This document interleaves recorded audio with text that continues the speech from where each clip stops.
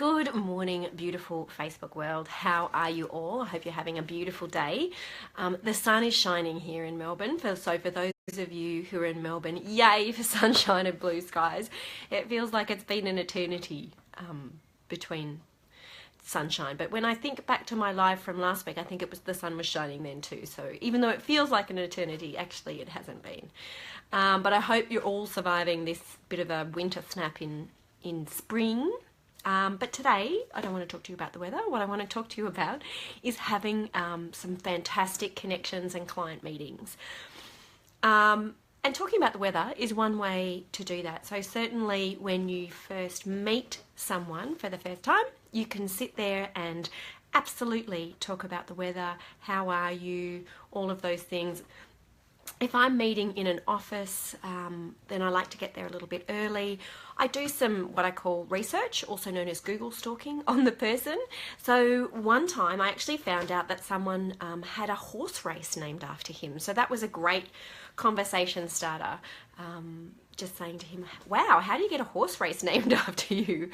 So don't be shy to do some research, because for you, that makes you feel more confident, and for the person that you're talking to, they go, wow, this person's made a bit of effort, and that makes them feel important. And that's what we want, don't we? We want our clients and potential clients to feel important and loved and focused on. So that's just one way to do that. So when you're in a meeting, I have a really, really simple structure that I'd love to share with you. It's called You, Me, and the Next Step. Often when people aren't confident or very knowledgeable about how to sell, they think it's about talking about themselves a lot. And it is about talking about you, but not a lot and not first. So the you component in my You, Me, and the Next Step, the you component is actually your client. Your first job is to get them talking. So one of those icebreakers about, wow, how do you get a horse race named after you, just gets them in that mood and in that mode of talking about themselves. So think about what your openers are. So you can talk about them and what you've learned from your Google stalking. You can talk about get them to talk about their business. And the great thing is that people love talking about themselves as a general rule. So you shouldn't have any problems in getting people to explain what their business is about, what their particular problem is. So when I'm talking to someone in business, I said, so tell me about your sales and your salespeople. What if you could fix one thing, what would that be? So very open questions, not yes, no questions. And when they talk to me, they go, they might say a particular thing. And I go, oh, tell me a bit more about that.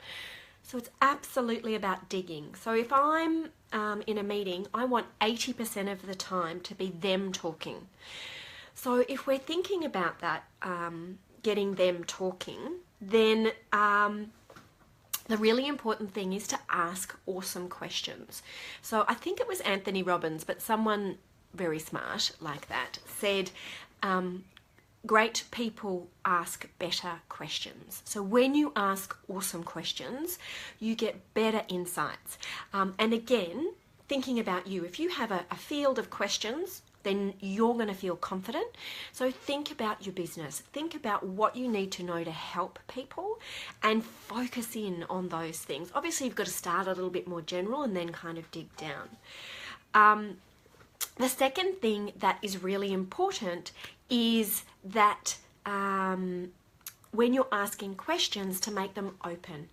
You can certainly start with closed sort of yes, no. Sometimes if I'm feeling a bit nervous, or the person I'm coaching says that they feel a bit nervous, often I get people to start with questions that they already know the answer to. So I see you've been in business for 10 years, and the client can go, yes.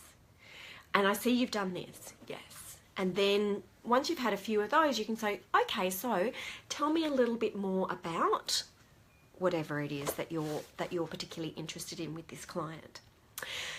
So questions. So dig. And don't be afraid to say that you don't understand. Oh, you mentioned this. Can you tell me a bit more about that? I don't exactly understand what you meant by that. Can you explain what that means to you? Because language is a very complex thing. And as we're going through all of these things, the client will discover things for themselves. You know, when you're talking to a friend about a problem or about an issue, sometimes in that talking you discover new things that you hadn't even thought through for yourself. So the client's going to love it. Love it, love it, love it. And the other thing is, because you're focusing on them, they're going to feel important and loved, which is what we want our clients to feel. So there's some awesome reasons. Now, one tip for you, don't move too quickly to solution, because sometimes we can see a problem. So if someone says to me, oh, I have this problem, and sometimes the temptation is, because you want to help them, is to jump in and give them the solution straight away. Don't do that. 2 reasons. 1, you need to understand the problem better from the client's perspective. And secondly, the client really needs to feel that problem through and talk it through with you for themselves, so that they realize that they have to solve it. So that's why the questions are so important, and making sure you've got a really clear understanding. At the end of the questions, then what I want you to do to show that you've been listening is summarize. And then we move in to the me step. Before I do that, I just have a few tips about listening. When you listen, yes, you use your ears, but you also use all of your senses and all of your body. So you use your ears to listen, you use your brain. Now there's 2 functions for your brain. 1, stop thinking about yourself and you're shopping, or don't distract yourself and your brain. Really focus in what the client is saying. And be conscious of your social filters, and be conscious of what you're understanding and not understanding. 2, use your eyes, because 87% of communication is nonverbal. So if you're sitting in front of someone and you can see that they're engaged or not engaged or into an whatever, use those verbal cues. So I often say something like, oh, you seem a bit confused about this, or you seem like you just had a new insight about that. Can you share that with me? So the face and our body tells 1,000 stories. So focus in on that. And lastly, we also use our mouth when we're listening. And I know that sounds a bit counterintuitive, but when we're truly listening, what we want to do is ascertain that we've got it right. And the only way to do that is to repeat back. So what I've heard you say is this, this, and this. So if I could summarize what I've heard from you today and do a quick summary of it. Now, how's the client going to feel when you do that? They're going to feel listened to and loved and awesome. And that's when so they're feeling good, they've shared, they've got some stuff off their chest, and now you can talk about you. But this is only two rules. 1, only a little bit. And 2, you can only make it relevant to what you've just heard.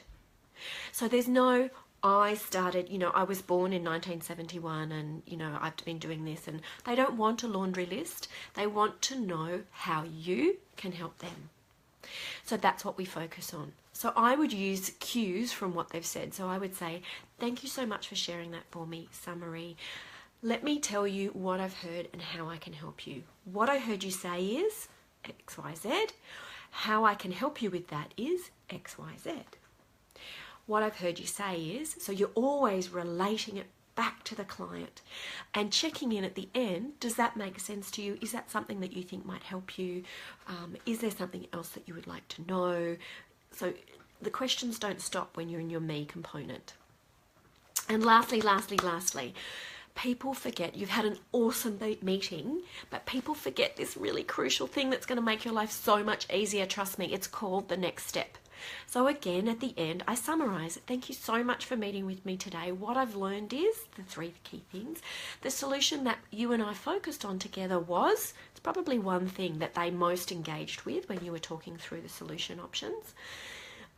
What I'm going to do now is, whatever your next step is it to write a proposal? Is it to follow it up with an email? Is it to give them a price? Is it to sell them the product? What is it? What's that next step? So share that with them. What I'm going to do now is send you some more information, write a proposal. So given that I should be able to get that to you by tomorrow. Given that I do that, when should I give you a follow-up call? So while you're face to face, you've committed to a date and time that you're going to give someone something. So you're keeping yourself accountable, and they know when they're going to get it. Fantastic. And more importantly, you set up a follow-up time. So most people will go, oh, look, I've got a meeting on Tuesday, but I need it for Thursday. So how about you give me a call Wednesday? So already they're sharing more information about themselves. Yay, that's what we want.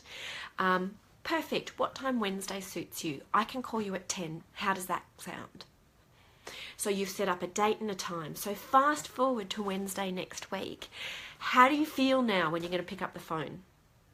You don't feel awkward. They're not going to want to hear from me. Is this too soon? Is it too long? Have I, are the kids, whatever?